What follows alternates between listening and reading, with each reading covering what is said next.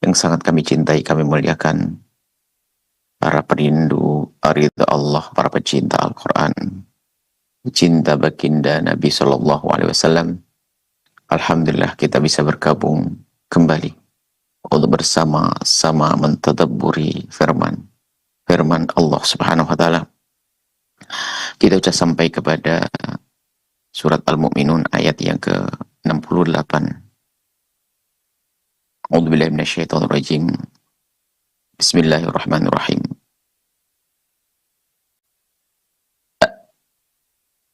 Am lam ya'rifu rasulahum fahum lahu munkirun. Afalam yaddabbarul qawla am ja'ahum ma lam ya'ti aba'ahumul awwalin. Orang yang telah ditutup hatinya dari kebenaran, orang-orang kafir. Afalam yaddabbarul Qur'an. Apakah mereka tidak memahami atau merenungi Al-Quran? Atau apakah mereka tidak faham Al-Quran? Ini adalah bukan pertanyaan sesungguhnya. Akan tapi teguran dalam bentuk pertanyaan. Seperti sudah tahu, ada taman dengan bunga-bunga kecil yang lagi tumbuh. Lalu orang menginjakkan kakinya di atasnya. Lalu kita tanya, apakah kamu tidak melihat kalau ini bunga? Maka kalimat seperti itu bukan pertanyaan sesungguhnya. Lalu dijawab, oh iya saya melihat. Bukan dijawab. Itu teguran. Maksudnya itu lebih tegas lagi daripada kok kamu tidak bisa melihat. Kenapa? Padahal kelihatan di matanya, bunga kelihatan oleh matanya, lalu dia menginjak bunga-bunga itu. Sehingga dengan pertanyaan yang dalam bentuk, apakah, ini pertanyaan bukan pertanyaan sesungguhnya, akan tapi untuk menegurnya, mengingatkannya, dan menyalahkannya, merendahkannya. Apakah kamu tidak melihat ini bunga, kalau ini bunga? Ya, jawabannya melihat dong kan. Tapi kan bukan perlu untuk dijawab. Akan tapi teguran, dan itu sepaham. Dalam bahasa Arab seperti itu. Untuk tawbih, istifham pertanyaan untuk menyalahkannya, untuk merendahkan. Apakah mereka tidak memahami Al-Quran, tidak merenungi Al-Quran? Tentu jawabannya adalah bukan, mereka tidak merenungi, memahami Al-Quran. Kenapa? Karena mereka ini yang jadi apa namanya, ukurannya orang-orang hebat di kalangan kafir Quraisy waktu itu, orang-orang Mekah waktu itu. Yaitu ukuran yang jadi standar ukuran adalah orang-orang hebat yang sangat kuat dalam bahasanya, faham tentang sastra Arab. Jadi balaghahnya sudah kelas tinggi, fasahahnya kelas tinggi. Kalau orang awam ikut yang alim, ikut yang pintar. Nah ini pertanyaan diarahkan kepada mereka ini. Apakah mereka nggak paham Al-Quran? Tentu jawabannya adalah, oh tidak. Karena mereka adalah orang yang sangat mengerti tentang balaghah Al-Quran, balaghat Al-Quran, fasahat Al-Quran, kefasihanan dan indah kalimatnya. Karena apa? Mereka memang ahlinya. Sehingga mustahil kalau mereka yang pakar-pakar bahasa itu tidak memahami keindahan Al-Quran dan kehebatan bahasa Al-Quran. Sehingga pertanyaan, awalam yadabbarul qawla. Qawla di sini adalah Al-Quran. Apa mereka tidak merenungi? Paham, mereka ngerti kalimat Al-Quran sangat fasih. Artinya orang mudah paham karena tingkat tinggi dalam kefasihannya, dalam ilmu balaghah fasahahnya. Am ja'ahum ma lam ya'ti aba'ahumul awwalin. Di samping memahami kefasihan Al-Quran, mereka memahami kefasihan Al-Quran, dan Al-Quran sangat fasih. Tingkat tinggi, ranking 1, nggak ada yang menandingi kefasihan Al-Quran. Kemudian setelah itu, membawa sesuatu, Al-Quran itu datang dengan sesuatu, ja'ahum ma lam ya'ti aba'ahumul awwalin. Datang Al-Quran dengan membawa sesuatu yang tidak pernah diberikan kepada bapak moyang mereka. Artinya benar-benar sebuah pemahaman yang baru dan mengagumkan, dihantarkan dengan bahasa yang dahsyat dan mengagumkan. Artinya semuanya serba menarik. Semua dari kita kan merindukan sesuatu yang mengagumkan, baru dan mengagumkan. Sementara di dalam keyakinan mereka yang salah-salah sudah mengakar, kemudian ada sesuatu yang asli, yang benar datang. Dihantarkan dengan bahasa yang fasih, dengan bahasa fasih, balaghah yang tingkat tinggi, fushah, yang fasahah kalamnya, bahasanya bahasa sangat mudah difahami oleh pakar dan ahlinya. Sehingga susah mereka mengingkari kalau ini adalah kalimat yang luar biasa. Karena mereka mengerti ilmunya. Nah, mereka tuh seperti itu. Apakah mereka itu tidak mengerti? Oh, jawabnya mengerti. Bukan tidak mengerti.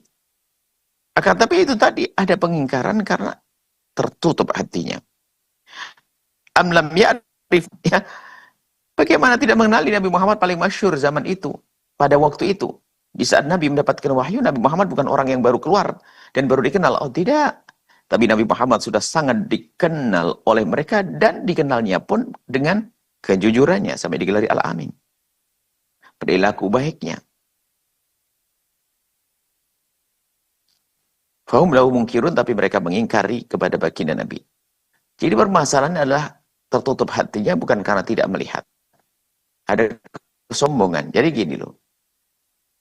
Anda suatu ketika di sebuah perjalanan ada beberapa jalan, mungkin ada beberapa jalur, 1, 2, 3. Ada berita, ada banjir yang merusak sebagian jalan. Ada banjir yang merusak beberapa jalan. Jalan bercabang 3 lah, ulang pergi. Jalan ke kanan, ada lurus. Nanti kalau diikuti tetap mengarah kepada tujuan. Iya betul.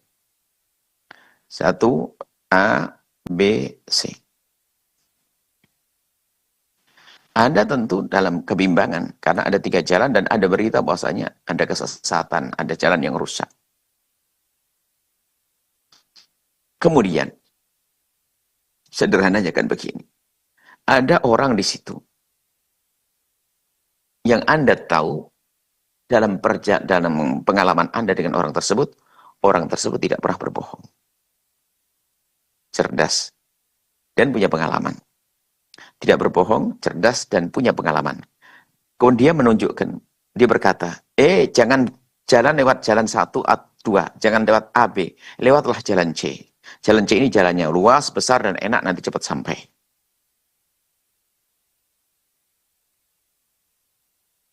Sederhananya begitu. Kira-kira Anda percaya atau tidak? Atau memilih Anda lewat bayangan akal-akal Anda. Padahal sudah dikasih tahu ada banjir di sana. Ada yang memutus jembatan. Kemudian ada orang yang selama ini Anda kenal bahwa dia sangat dipercaya, bahkan mungkin tidak pernah terbukti bohong. Kemudian berkata, jangan lewat jalan A sama B, lewatlah jalan C. Lalu berkata jalan A sama B itu adalah rusak. Loh, kira-kira kita lagi punya mobil dan kita benar-benar pengen sampai tujuan, ngikuti atau tidak? Coba. Di saat ini kan bahasa tidak ada hawa nafsu. Anda punya tujuan mau ke pasar. Pasti Anda langsung mengikuti. Begitu juga ini. Yang memberitahu orang yang selama ini hidup di tengah-tengah mereka dengan kejujurannya. Kebijakannya. Dengan segala kebaikan. Sehingga di sini amlam ya'rifu rasulahum, sehingga sebagian ahli tafsir menafsiri bal. Nah, mereka tidak mau mengenali, padahal mereka kenal. Kaum lahum mungkirun, dan mereka mengingkari. Ingkar bohong, bukan ingkar dengan kebenaran yang dibawa Nabi Muhammad, bukan. Tapi ingkarnya dengan Nabi Muhammad, tidak senang, hasud dengan Nabi Muhammad sallallahu alaihi wasallam. Lalu mungkirun, mengingkari. Kalau mengingkari kebenaran yang disampaikan tidak bisa, karena apa? Dia sudah percaya dengan Nabi Muhammad sebelumnya. Kemudian setelah itu, kalimat yang disampaikan Nabi memang kalimat kebenaran.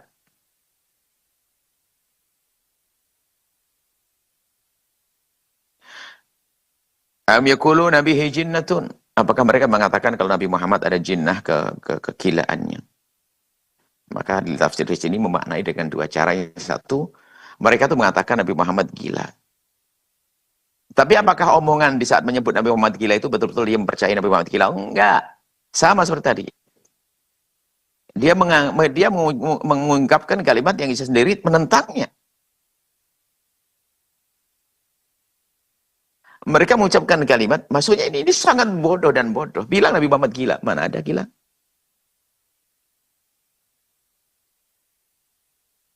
Ini kan sebetulnya kan perendahan ya. Perendahan kepada mereka. Mereka mengatakan Nabi Muhammad gila. Apakah benar mereka menyatakan gila dari pemahaman keyakinan mereka? Enggak. Tidak. Itu fitnah yang ia hembuskan. Dusta. Karena mereka lihat Nabi Muhammad tidak ada gilanya. Mengatakan Nabi Muhammad seorang yang gila. Hanya karena tidak sesuai dengan hawa nafsunya. Bal ja'ahum bil haqqi.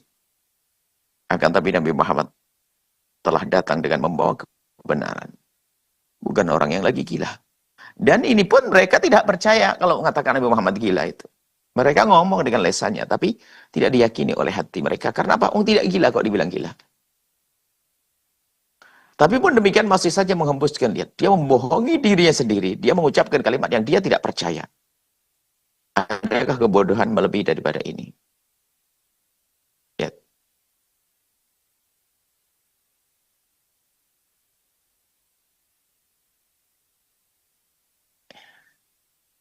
Adakah kebodohan yang melebihi daripada yang mereka lakukan? Mengatakan gila, tapi dia tidak percaya dengan omongannya sendiri. Kenapa? Karena di hakikatnya, di kenyataannya memang tidak gila. Am yakulu nabihi jinnatun, sebagian maknai, bahkan mereka mengatakan Nabi Muhammad itu gila. Padahal tidak gila. Atau ini pertanyaan, apakah mereka menganggap Nabi Muhammad gila? Iya. Tapi Nabi Muhammad tidak gila. Tapi menganggapnya itu bukan penganggapan yang sesungguhnya. Itu kebodohan di atas kebodohan memang. Bal ja'ahum bil haqqi, akan tapi Nabi Muhammad adalah satu manusia yang datang bil haqqi dengan Al-Qur'an, dengan kebenaran. Membawa kebenaran. Wa aktsaruhum lil haqqi karihun. Akan tapi kebanyakan di antara mereka itu kepada Al-Qur'an yang diturunkan dan kepada kebenaran yang dibawa Nabi Muhammad karihun, mereka tidak senang.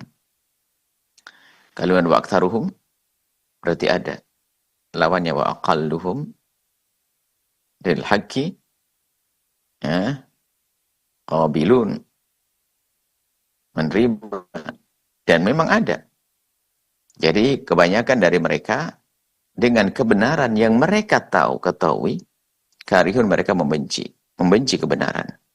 Akan tapi juga ada di tengah-tengah yang mengingkari kebenaran, yang benci dengan kebenaran, ada yang juga menerima. Muncullah Sayyidina Abu Bakar As-Siddiq radhiyallahu ta'ala anhu. Dan para sahabat-sahabat yang lain yang bersama Nabi SAW, wa qalluhum lil haqqi, ya, sekelumit dari mereka yang menerima kebenaran.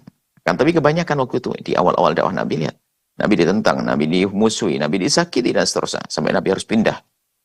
Pernah ke Taif, kemudian ada nyuruh sahabatnya pergi ke Habasyah, kemudian pergi ke Madinah. Itu karena bertemu dengan yang karihuna lil haqqi, dengan orang yang benci dengan kebenaran yang dibawa oleh Nabi SAW. Walau ittaba'al haqqu ahwa'ahum lafasadatis samawati wal ardu wa man fihinna. Kalau seandainya Allah, Al-Quran ini, al-haq bisa dimaknai Al-Quran, bisa dimaknai Allah. Nah ini, pakai bahasa yang bisa mengandung makna al-haq, nama Allah juga. Al-haq itu kebenaran yang dikirim oleh Allah, Al-Quran. Kalau seandainya Allah itu, Allah atau Al-Quran, Allah itu kan perintah larangan Allah itu kan tertuang dalam Al-Quran dan hadis Nabi. Kalau seandainya Allah, Al-Haq itu, mengikuti ahwa'ahum, hawa nafsu mereka. Artinya apa yang mereka omongkan dengan bahasa-bahasa itu dijadikan sebuah kenyataan. Mereka mengatakan Tuhan ada dua atau Tuhan banyak. Lalu kok itu yang dijadikan sebuah kebenaran? Niscaya akan hancur langit dan bumi dan segala isinya. Maknanya apa? Omongan mereka itu kosong. Kalau omongan mereka itu benar, niscaya akan hancur bumi ini. Dengan adanya Tuhan yang berbilang, berantem. Tidak akan terjadi, terwujud. Bukan masalah berantem, akan tidak terwujud dalam bahasa pembahasan akidah. Kalau seandainya ada dua Tuhan, ini memustahilkan adanya berbilangnya Tuhan ini. Sehingga kalau ada dua Tuhan, ini saya akan terwujud semesta ini. Dan kenyataannya terwujud. Kalau seandainya Allah atau kebenaran yang Allah kirim sesuai dengan apa yang mereka aku orang-orang kafir aku ini saya akan hancur semesta ini. Dan kenyataannya semesta ada, semesta tidak hancur. Artinya Allah tidak mengikuti omongan mereka, Allah tidak menjadikan kebenaran adalah di lisan mereka. Yang menuduh Nabi Muhammad gila dan seterusnya. Bal atainahum bidzikrihim fahum an dzikrihim mu'ridun. Akan tapi Allah kami telah mendatangkan kepada mereka dengan pegangan mereka. Dzikrihim sebagian makna ini adalah Al-Quran atau pedoman. Akan tapi pada kenyataannya mereka berpaling dari pedoman tersebut. Karena kesombongan. Sehingga banyak ya disebutkan tentang orang yang sudah sangat percaya dengan kebenaran yang dibawa oleh baginda Nabi SAW hanya karena tidak senang kalau yang membawa itu Nabi Muhammad. Pengen malaikat, pengen segala macam. Memang bukan orang-orang yang patuh. Sehingga kalau seandainya Nabi itu dari malaikat, dia ngomong, kamu kan dari malaikat ya Nabi. Utusan kok malaikat nggak bisa ditiru selalu. Alasan untuk tidak patuh. Jadi sesungguhnya adalah memang gelap hatinya. Mata hatinya tertutup. Sehingga dia tidak bisa melihat kebenaran sebagai kebenaran. Sehingga terus dia dalam kebohongan. Dengan kebohongan mereka terus ulang-ulang menjalani hidup. Mereka dusta kepada dirinya dan sadar kalau mereka itu berdusta. Mereka berbohong. Bal atainahum bidzikrihim fahum an dzikrihim mu'ridun.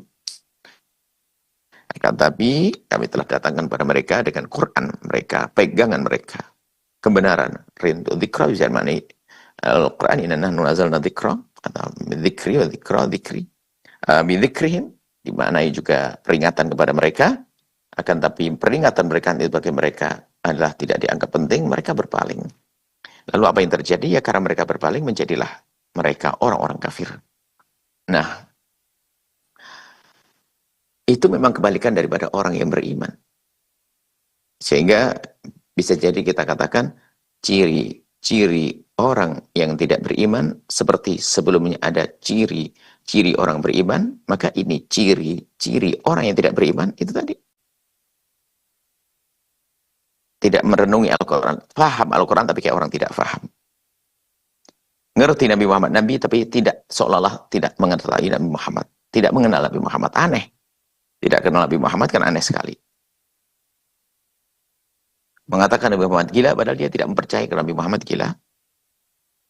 Sehingga di kalangan mereka, sedikit yang patuh ikut Nabi, dan kebanyakan dari mereka adalah tidak senang dengan kebenaran yang dikirimkan. Dan kebenaran adalah apa yang dibawa oleh Al-Quran, yang dibawa oleh Rasulullah, dengan Al-Quran dan hadisnya, yang difahami para ulama. Itu adalah kebenaran, bukan kebenaran bersama hawa nafsu mereka dan omongan mereka. Nah, bukan omongan mereka, hawa nafsu mereka, bukan. Kebenaran adalah dengan yang dibawa oleh Al-Quran, yang dibawa oleh baginda Nabi Sallallahu Alaihi Wasallam. Ini saja, wallahu a'lam bissawab.